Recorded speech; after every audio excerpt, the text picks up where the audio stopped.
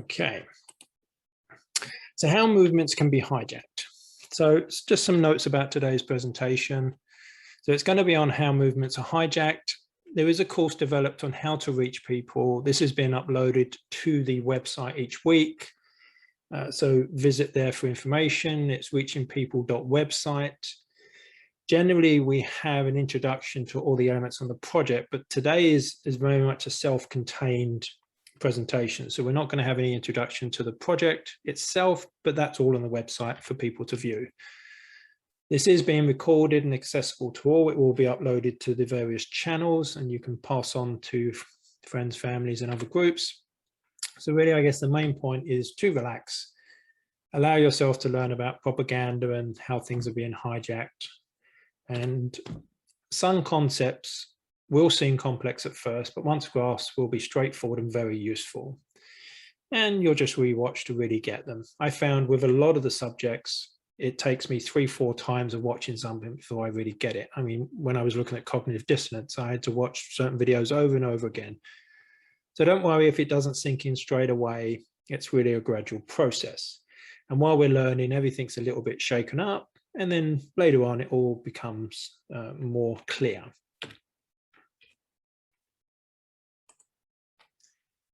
So really, what is a movement? So the definition, dictionary definition, is an act of moving or a change of development. So for example, the movement towards equality. That's obviously quite an abstract term. What I'm going to use for today is a collective drive towards an idea or an outcome, such as the civil liberties movement. So let's look at a typical movement, or actually what we could also call an implementation. And as an example, we're going to use one that has actually occurred in the past, so it's really finished. And that is that we have a businessman that's discovered a magic mineral called asbestos, and then he wants to get this asbestos into many products. So as typically will happen, he will enlist some experts, doctors, etc., to sell how wonderful this is. We will have politicians who will get behind the idea, create jobs, etc. We have workmen who found this very useful in their work. So it was in the building trade extensively. It was also firefighters were using it extensively. And then we had the media. They're obviously very friendly to new products.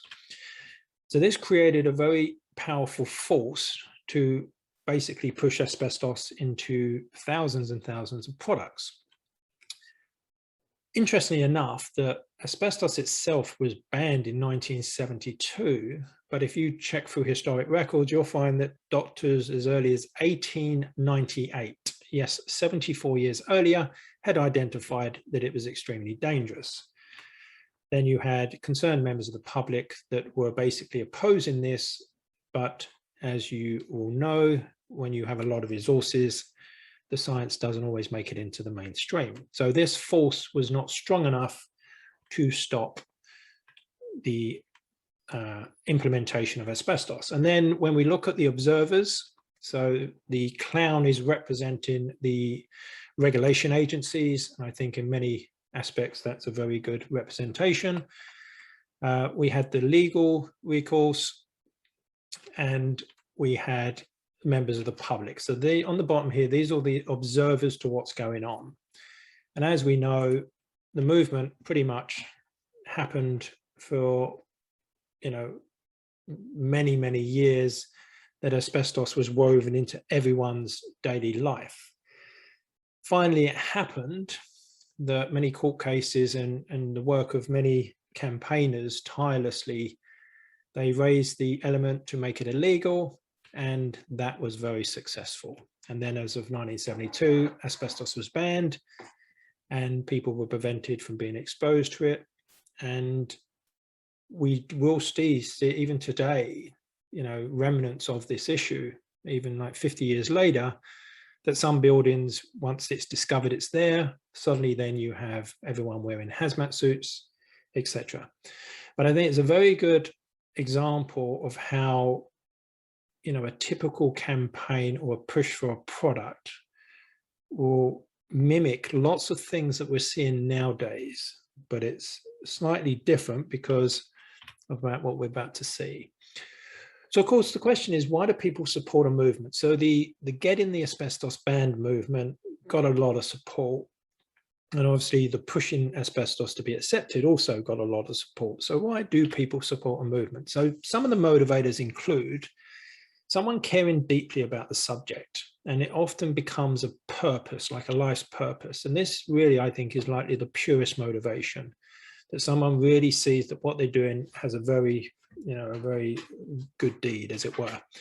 They've obviously got money, so people are often motivated to provide security for their family. Then we obviously have others that just sell their soul to the devil. We have policy. A lot of things or movements are supported by actual policy, and that then governs a lot of people's behaviors. We've got force, so a lot of people are actually forced to do things, whether it be through their work or other methods. And then we've got ideology, which is very key. And we've got what's known as the rule of transfusion. So this is actually manipulating someone to do what you want them to do. So I think the bottom two is what we're going to take a look at today. And I think they will really start to make sense of why we're seeing people that care very deeply, but they don't seem to be on the same page as other people that care very deeply. So how is a movement hijacked? So to explain this, we need to have knowledge of a few key concepts beforehand. And those two concepts we really need to look at. We're going to look at them in just a little bit of detail today. And if you find yourself researching these will be very useful to understanding what is going on in today's world and really over the past few thousand years. So the first point is how we perceive the world. And there's a term called the map is not the territory, which we're going to look into in a moment. And then we've got another thing that we really need to understand is that what drives behavior. So we're going to show a model to explain this again at a high level. So the first thing is the map is not the territory. Now this was coined, I think, by Korzybski in the 50s, and it's a very popular term now in much psychology and also the behavioral insights guys. And we'll take a look at those in a while. So what does it mean? So I think really there's a couple of things we want to understand first before we look at an example, and it's really a way to explain how we make sense of the world. It's how we build ideas and opinions, and it really drives why we do what we do. Maps effectively describe our perception. So perception really is the key part, because we don't really really deal with reality. We deal with our perception of reality. And I'm just going to mention this. We're not going to go into too much detail at the moment, but emotion will distort our perception, in some cases significantly. So many people will ask me questions, and often I'll tell them not to think about something if there's strong emotion present, because I know from all the work I've done with EFT and other things, that emotion so distorts our perception that it's very hard to see anything clearly. And of course, this is one of the main reasons for the drive of fear, fear-based propaganda, because when you have someone experience a strong emotion of fear, they're going to be very less rational than if they weren't experiencing the fear. And that's when the perception gets clouded. So we have our classic examples on the project. We have Jane blogs, and we have, reality. But Jane will actually interact through her map of reality, how she thinks things are, not actually how things are. We could use another metaphor and say that it's a menu. So the menu is describing the food that you're going to have. And you often make your decisions from that description. A lot of the time, sometimes you have pictures, sometimes you won't.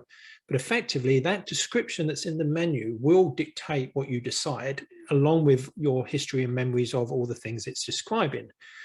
If you tried to eat the menu, you wouldn't really get much value out of it. And that's what a lot of people mistake. They mistake the menu for reality, and that's when the problems occur. And of course, another metaphor along the same lines is the GPS. So if your GPS had incorrect data in it, or data in it that wasn't very useful to you getting what you wanted, that is where the problem would be. It wouldn't actually be in reality itself. So the maps are built by experience primarily, and historically this has been the only way that they've been built. So the caveman would wander around and he would learn very quickly the things that were dangerous and the things that were not dangerous. As we evolved, we calculated that, touching the fire wasn't the best way to learn that the fire was dangerous. So we learned to relate information in stories and data we present to others. So effectively, a lot of people's knowledge now is not gained through experience, but gained through stories and information and education. And this is when you get the problem, is that if someone decides to relay a myth as though it was fact, but everyone was under the impression that it was fact, then you would have a lot of people with maps that didn't reflect reality. And this is where we see that propaganda and perception, this is why they are so important. So effectively, all the maps are representing perception, how we see things, and that's the key.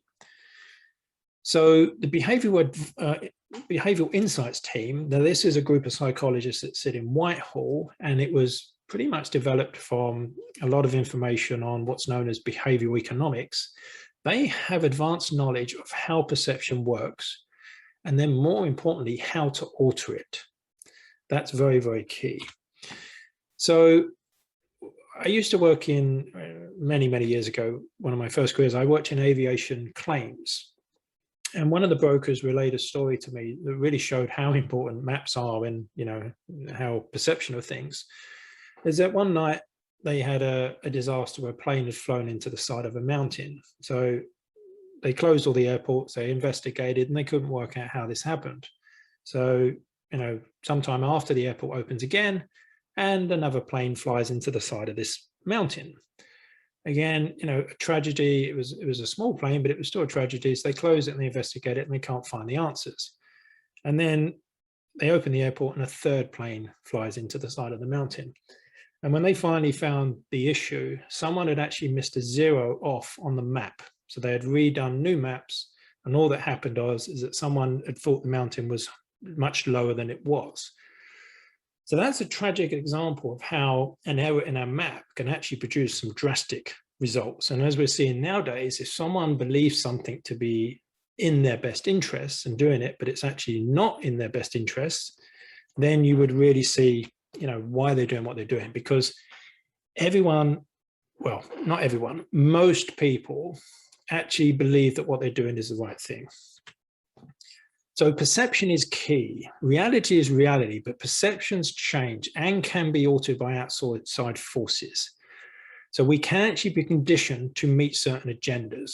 And this, when we understand this, we start to understand how campaigns can be hijacked.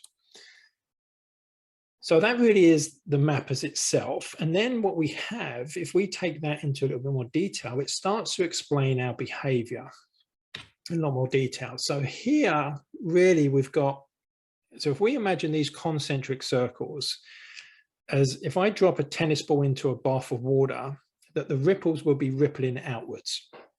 And on the outer layer, we have our behavior and our environment. So this is where we see ourselves doing things and where we find ourselves. This is really the only one that's visible within this model. So then when we look at what are known as our habits and our skill sets and our capabilities, it's these that really drive our behaviors. But what drives our habits? It's really largely our values and our beliefs that drive our habits. And then, of course, we ask what drives our values and our beliefs. It's really our identity of ourselves, how we see ourselves. We all want to see ourselves as good people. We all want to see ourselves as doing the right thing. And if you can convince someone that what they're doing is the good thing, then you're going to see them doing some very strange behaviors or behaviors that look quite immorally bad. And then what we have is what's known as the group identity. Now, if you look at a religion or any powerful group identity, this will often supersede the personal identity of the person. So this person, Jane, may have certain foods that she wishes to eat and certain behaviors that she wishes to engage in. But then if she, you know, joins a new religion or chooses to be a spirituality, what will happen is that they will often supersede her own values and beliefs. And we find this is very powerful, is that when people are members of groups, those groups often drive what they do. So a lot of people aren't personally deciding to do things, they're just following along with the group. It's kind of this herd mentality. Now, what's really important in here, which is one of the key aspects to understand how our movements are hijacked, is that how we see ourselves, our identity is very, very key. You can spot how we see ourselves when someone will make a "I am" statement.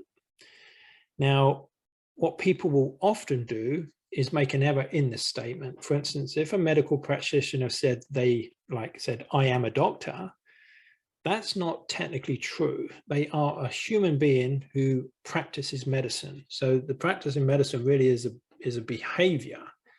But since they see their identity wrapped in that, they're going to be very reluctant to let go of any behaviors that go against that.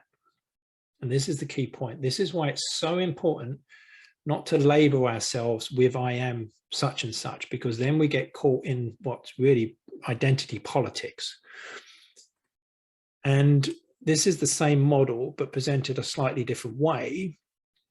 And this is really showing that it's a drive down. And what you'll notice is, and this really should drive both ways, but it generally drives top down, is that this top level is really groups, the group identity. And that's when you start to see things, as many of you would have seen Mateus presenting, in mass formations and all these kind of things that are going on. This does look like a complex model at first, but once you watch this a few times, it will really make sense. And then a lot of people's behavior will start to make sense, because what really is occurring at a level is that people's identity and their group identities are being changed really a lot of time without their knowledge. Now, on page 66 of the Mindspace document, actually it's on page 67. So on page 66, and the Mindspace document is a document written by the psychologists within the government in how to get people to follow public policy. It uses a lot of the behavioral economics data, which affect people could say that is very manipulative. And on page 66, the government admits that if people find out about this, they're not going to be best pleased. And on page 67, they talk that it really is a case of the technology being able to change people's identities, and in a short space of time. So obviously it's a very important thing for us to know, so we're able to maintain our own sense of identity. So if we look at some of the things that are really key, is that groups really are natural. As humans, we have a natural desire to join groups and function within groups. But what really is important, that we have a healthy relationship and exchange with our groups. It should be honorable exchange, not exploitation. And what you'll see is a lot of groups function in exploitation. And of course, the identity is key, and it will be shown by "I am" statements. And this is where identity politics and other identity statements cause issue. People tend to defend their identities rather than question them. And of course, this term, which is known as the illusion of explanatory depth, and I highly recommend the article that Max sent in. It's a fantastic article, and it shows how, because so many people are provided the conclusions by the media, they don't actually build their conclusions through experience. And what will happen is that if you question where they make a conclusion, for instance, when someone says you're spreading misinformation, that's a conclusion they've been given by the media. If you actually ask them what misinformation you're spreading, they suddenly realize there's nothing in the box they're standing on, it's empty.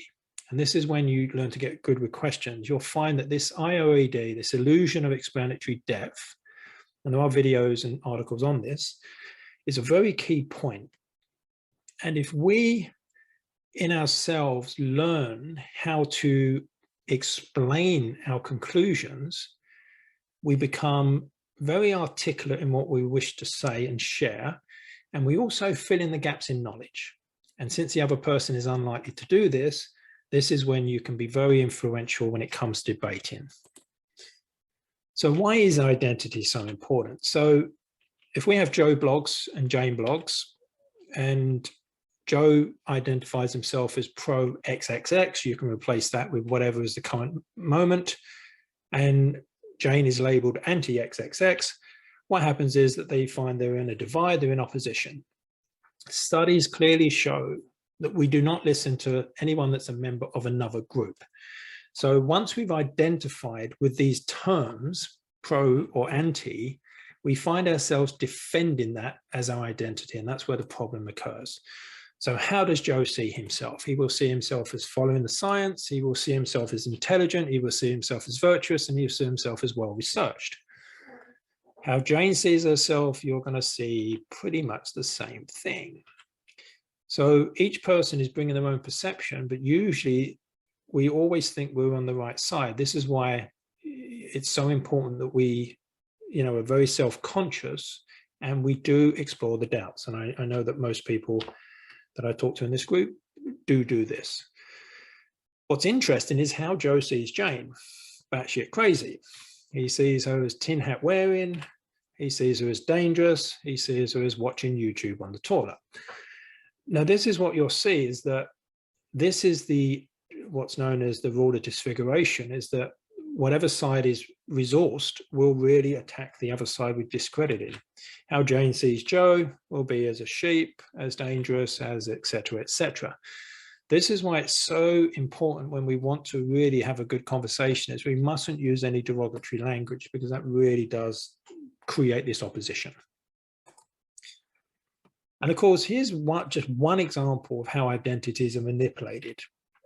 So there's a thing called the commitment principle. And what this says is, if you can get someone to commit to an idea, what happens is they change their self-image around that idea. And the classic study that I've quoted many times is, there was residents in California were asked to put a big road sign in their garden. On initial approach, only 17% said yes. When they went to a different set of residents and they got them to sign a petition supporting this idea, when they went back to them 2 weeks later and said, can we put this sign in your garden? The compliance went from 17% to 76%. That is unheard of in terms of getting an improvement in compliance.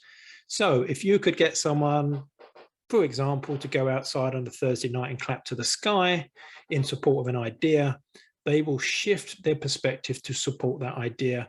And in fact, they will shift in their identity. And if you present them with enough things that they start supporting, they will completely see themselves in a different light. And obviously, once they see themselves in a different light, all the behaviors and belief systems will follow. So really, we paint caricatures in our mind of how we see the other person. For Joe, that's largely painted by the media. For a lot of Jane's experience, it's by experience. But both people really need to change that caricature, because if we have the other person as an opposition or enemy, we really trip over ourselves if we want to have a good, open, honest conversation. It very much is the classic divide and conquer. These are really the details or how they implement divide and conquer. So really, how are movements hijacked? So we have a member of the public, and they have a propulsion, which really is the desire to do something good. And it may be, so let's look at an example, that he has a really strong care for the planet and he wishes to, do things that really help this cause. So the things that drive his propulsion would be that he deeply cares for the planet. There will be other people that want to do it because they're virtual. There'll be people that are doing it for their work, and there'll be people that are doing it because they want to be part of a group doing good. But what will happen is that if this gentleman does drive over and care for the planet through his propulsion, some of the classic behaviors that he may do would be to remove built-in obsolescence. So built-in obsolescence is actually when they design products to expire before they should. A classic example was in the 70s and 80s during the Cold War. In the Eastern Bloc, by law, every kitchen appliance had to last 25 years. And as a result, they did last 25 years. And as we know now, you buy any kitchen appliance and it usually lasts a couple of years. What you'll find is that we're actually damaging the planet really from built-in obsolescence is one of the major things, but you hear almost nothing about it. Obviously, we've got the local farming that could stop the movement, the energy expenditure, caring for local. You've got the reuse and recycle, where there's a little bit that goes on. And it's really to be conscious of behavioral effects and the bees, organic, etc., etc. But what you've got is that caring for the planet is quite a complex process. It's not simple. And what you'll see is how they hijack a movement is that they make it very simple. So in the second example, we see that we have the gentleman with his propulsion, as we've looked at. He cares for the planet. And then what happens is that someone comes along, they understand that this gentleman is really operating from his menu, his map. And then someone says, right, you care for the planet, climate change is the #1 important thing. Now, I'm not going to say what my views are on this, but I'm just going to show you what happens from a propaganda perspective, is that then what happens is that that gets diverted, and it gets diverted to a simple, that, all right, we need to lower carbon, or whatever it may be, calling the planet, and then you've got carbon tax, etc. So it's really done down to a really simplistic view that we looked at in the rules of propaganda.